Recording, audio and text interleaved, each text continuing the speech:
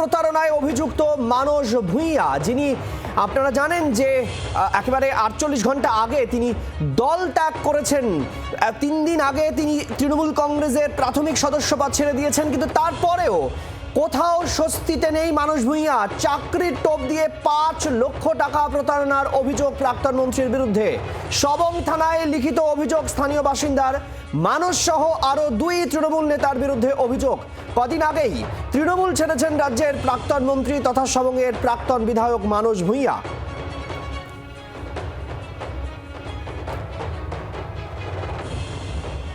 সবংয়ের বর্তমান বিধায়ক তিনি কি বলছেন শুনুন।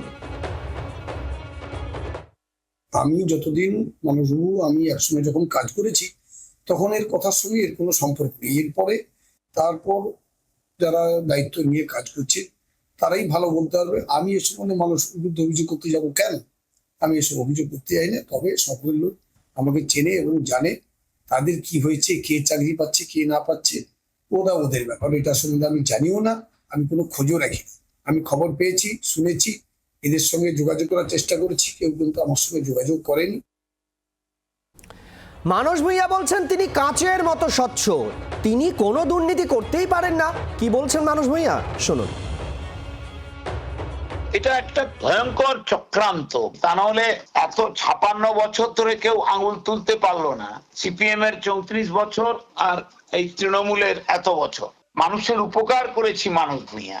মানস ভূঁইয়ার দিকে কেউ আঙুল তুলতে পারেনি। বর্তমান যিনি সব বিধায়ক অমল পান্ডা, তাকে জিজ্ঞেস করুন যে মানস ভূঁইয়ার সঙ্গে তো আপনি এতদিন কাজ করেছেন, মানস ভূঁইয়ার টাকা নিয়ে কাজ করার লোক কেউ না কেউ অপারেট করছে তলায় তলায়। সবংয়ের মানুষ এর জবাব দেবে, আইন আইনের পথে চলবে।